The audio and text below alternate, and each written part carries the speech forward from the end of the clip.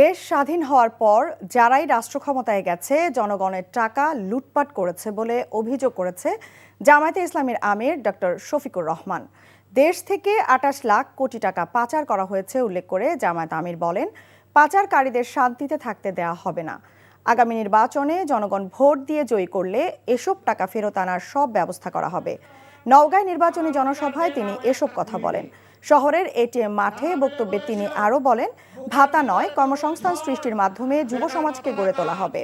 নওগাঁর জনসভা শেষে চাঁপাইনবাবগঞ্জ সরকারি কলেজ মাঠে স্থানীয় জামাতের আয়োজনে নির্বাচনী জনসভায় বক্তব্য দেবেন তিনি।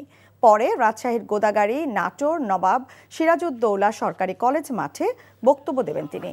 একই সাথে দলের প্রার্থীদের হাতে দলীয় প্রতীক দাঁড়িপাল্লা তুলে দেবেন জামায়াতের আমির।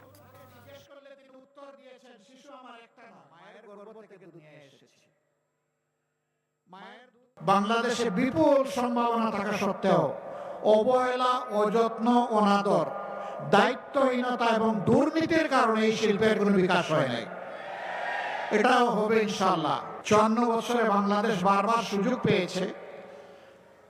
যারা শাসন ক্ষমতায় এসেছেন তারা নিজেরা ক্ষমতাবান হয়েছেন, কিন্তু জনগণের ক্ষমতা তারা বৃদ্ধি করেন নাই। তারা জনগণের পকেট কেটে নিজেদের কপাল কিসমত বড় করেছেন। জনগণের টাকা চুরি করেছেন, ডাকাতি করেছেন, লুণ্ঠন করেছেন, ব্যাংক ধ্বংস করেছেন, বিমা ধ্বংস করেছেন, শেয়ার মার্কেট লুট করেছেন, মেগা প্রকল্পের নামে মেগা দুর্নীতি করেছেন। এই লুণ্ঠন করার টাকাগুলো দেশে রাখার সৎসাহস ছিল না বলে বিদেশে পাচার করে দিয়েছে, যার পরিমাণ হচ্ছে ২৮ লক্ষ কোটি টাকা। এই টাকা কার? এই টাকা আপনাদের। এই টাকা কার? এই টাকার মালিক জনগণ। জনগণের ট্যাক্সের টাকা, ঋণের টাকা, অনুদানের টাকা চুরি করে এরা বিদেশে লুণ্ঠন করে পাঠিয়ে দিয়েছে। এখন যাচ্ছি চাঁপাইনবাবগঞ্জ সরকারি কলেজ মাঠে। সেখানে আছেন সহকর্মী শফি মাহমুদ সাগর। সাগর, জামায়াত আমির নওগাঁ থেকে কখন আসবেন চাঁপাইনবাবগঞ্জে? জনসভাস্থলের সার্বিক চিত্র আমাদেরকে জানান।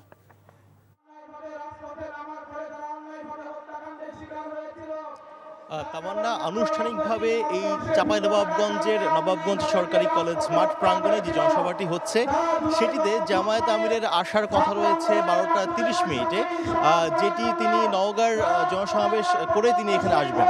তো এখন 12টা বাজে, হয়তো বা আধা ঘন্টার মাঝেই তিনি এখানে এসে পৌঁছাবেন। তো এই মুহূর্তে যদি আমি জনসমাবেশের স্থানের যে পরিবেশটির কথা বলি তাহলে দেখতে পাচ্ছেন যে পুরো এই প্রাঙ্গণটি সেটি কানায় কানায় পূর্ণ হয়ে গেছে।